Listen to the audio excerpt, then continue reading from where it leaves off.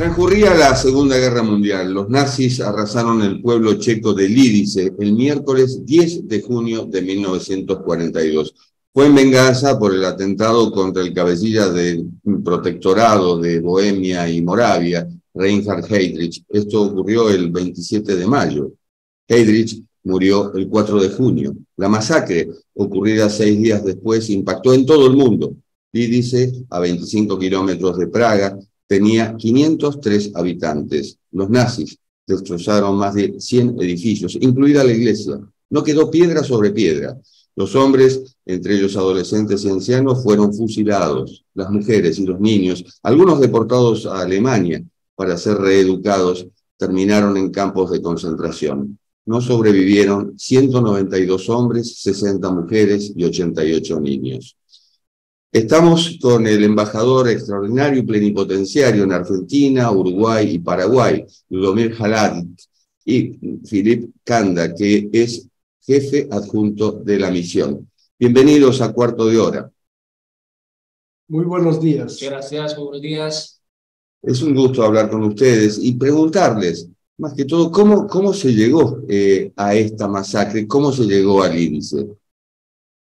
Me permite, yo voy a comenzar, después le paso palabra a mi colega. Era unos tiempos muy difíciles de Europa, cuando Alemania, con el dominio nazi, se está preparando para dominar toda Europa, tal vez todo el mundo. Entonces, en ese aspecto, estaba tratando de dominar, sobre todo, en primer lugar, los países limítrofes. Se produjo el Anschluss, la ocupación de Austria, y en segundo lugar querían dominar la Checoslovaquia, y por eso se preparó un acuerdo de Múnich, donde 4 potencias, Alemania, Francia, Inglaterra e Italia, aceptaron, digamos, el dominio nazi sobre las partes fronterizas donde vivían en la mayoría los alemanes, y prácticamente entregaron Checoslovaquia a los nazis. Se produjo la división del país, se creó un protectorado de Chequia y Moravia y un estado eslovaco, y muy lógicamente todo esto creó una fuerte ola de resistencia tanto en el país como en el extranjero. En el año 42 se llegó a preparar una operación que tenía que liquidar al protector nazi en Chequia, que era Reinhard Heydrich. Se prepararon varios grupos de paracaidistas entrenados en Gran Bretaña y aterrizaron en el territorio checo, y por fin realizaron la operación Anthropoid, hiriendo, no matando, hiriendo a Reinhard Heydrich, pero quien murió una semana después a consecuencia de las heridas.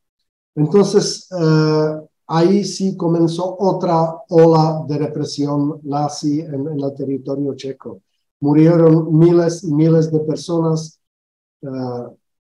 Estaban destruidas muchas vidas, muchas familias, y los nazis, como digamos el precio máximo, decidieron liquidar a 2 aldeas. Uno fue Ležáky y otro Lidice. Ahí mataron a todos los hombres, se llevaron a muchas mujeres y niños para Alemania, a campos de concentración. Muy pocos regresaron después de la guerra. Entonces, todo esto hay que decir que creó un sentimiento muy, muy malo sobre actividad de los nazis en el territorio checoslovaco. El Heydrich, como tal, fue conocido como asesino o carnicero de los checos. Eso mismo quiere decir que no fue una persona amable, como muchas veces se trataba de explicar, como hijo de un padre que se dedicaba a la música y que esperaba que su hijo también iba a ser dedicado a la música su vida. pero al contrario, él se unió con los nazis y su ideología fue muy clara, nazista.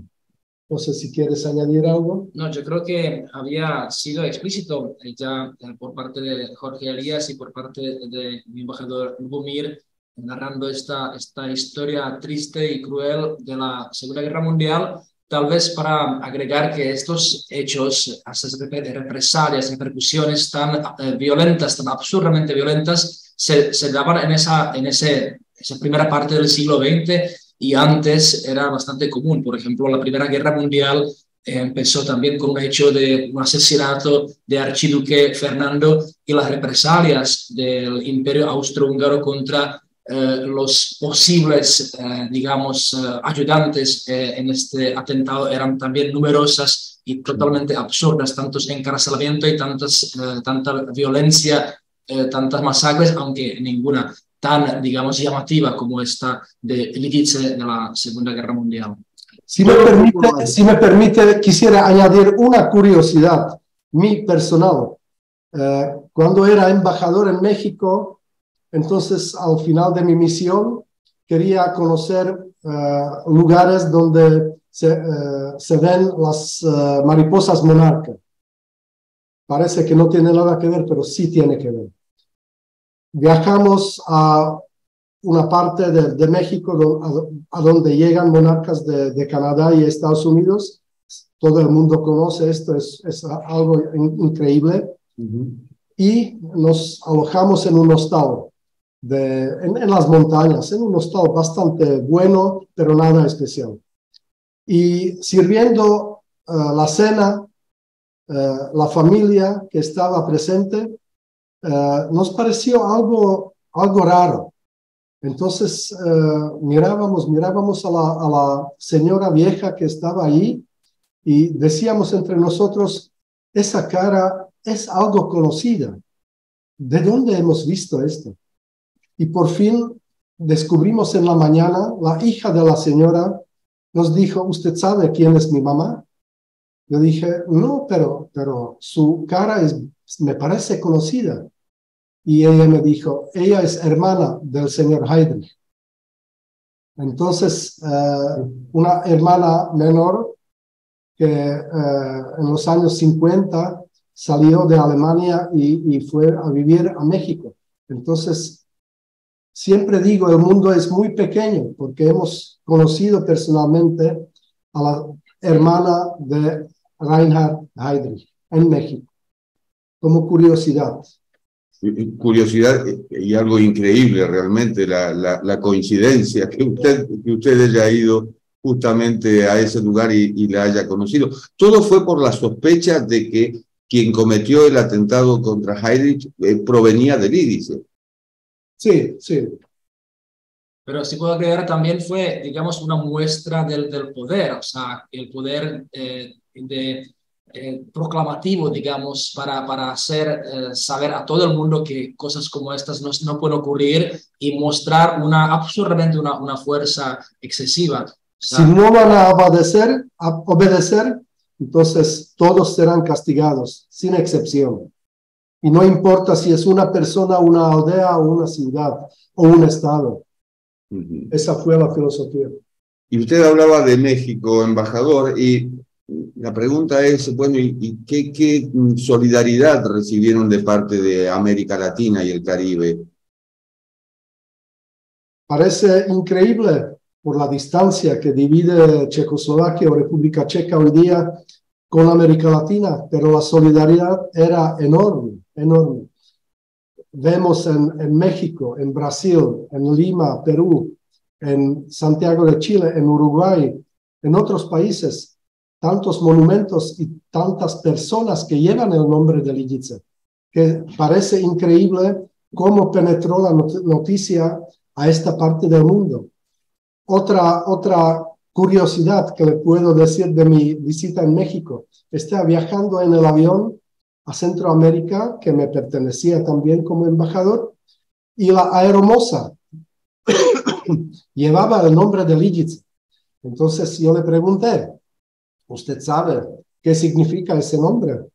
Y ella me dijo, sí, sé, porque mi madre me lo dio por solidaridad con los fallecidos en esta aldea, y las dos viajamos a República Checa y visitamos el lugar. Así que yo vi el monumento y sé perfectamente qué significa.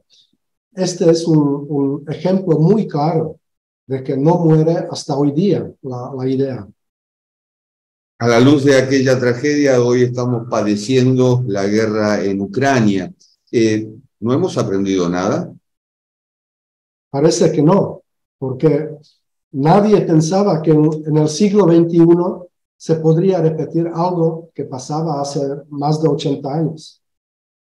Es increíble que la gente está muriendo, que se está destruyendo, que se está matando cerca del lugar de donde ocurrió la Segunda Guerra Mundial.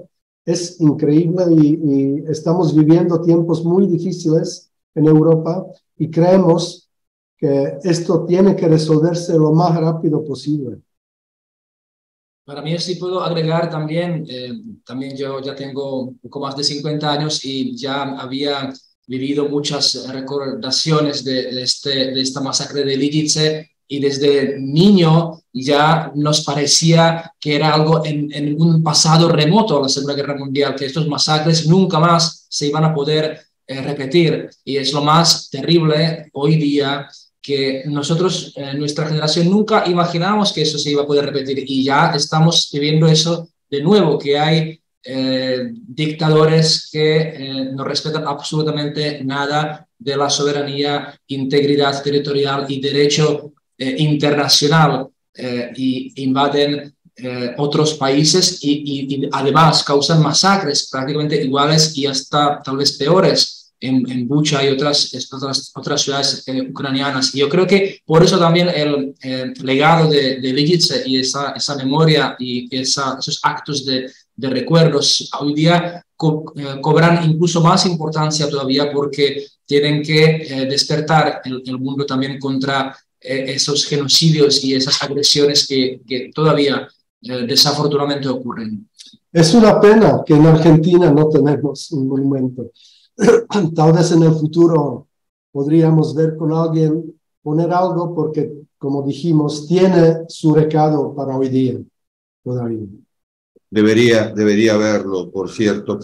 ¿Cómo sobrellevó el pueblo checo la ocupación nazi, luego el régimen comunista durante 41 años? ¿Cómo sobrellevó esta masacre en particular?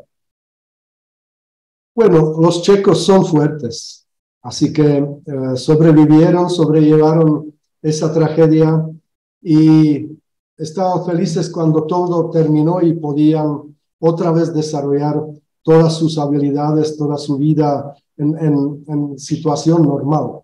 Por eso, aún más le molestó la invasión rusa en el año 68 y ahora la guerra en Ucrania. Parece que nunca vamos a tener mucho más tiempo viviendo la paz, y eso es terrible. Es terrible y además, bueno, lo decíamos, no hemos aprendido nada, pero la verdad es que el recuerdo, digamos que aviva un sentimiento, y el sentimiento es no volver a repetir estas cosas, al menos la mayoría de la humanidad. Los líderes deciden lo contrario, lamentablemente, como está ocurriendo efectivamente en la guerra en Ucrania, en la que, como bien decían, no se respeta la frontera, la soberanía nacional en el caso de Ucrania. ¿Piensan ustedes que puede haber una solución en el corto plazo? Muy difícil decirlo. No tengo la bola de cristal para adivinar, pero ojalá que termine rápido, porque están muriendo mucha gente y la destrucción es enorme que se está produciendo ahí. Entonces esperamos que gane la democracia, la libertad de Ucrania y los derechos humanos que la gente viviendo ahí tiene. Lo que podemos agregar es que Ucrania obviamente lucha por defender su patria, su territorio, pero también lucha por todos nosotros y los más cercanos que estamos en la Europa del Este, que pueden ser los países bálticos o otros países de Europa del Este que pueden ser los próximos atacados. Eso también Ucrania está defendiendo a nosotros, no solamente a nosotros, pero los valores democráticos del mundo y el derecho internacional. Y si se diera por alguna razón una victoria de Rusia, sería un ejemplo malísimo para todo el mundo y para el futuro de los dictadores y personajes parecidos que pudieran volver a atacar con la misma fuerza y sin ese derecho en cualquier parte del mundo. Tenemos que unirnos todos los países democráticos para pedir que, por favor, hay que proponer la libertad, democracia y derechos humanos en todo el mundo y luchar por eso. Señores, han sido muy amables. Muchísimas gracias. Muchas gracias a usted. Muchas gracias por su invitación. Y esto ha sido Cuarto de Hora, el programa de Cadal TV. Hoy recordando la masacre de Lídice, una lección para la humanidad. Nos reencontramos en la próxima. Chao.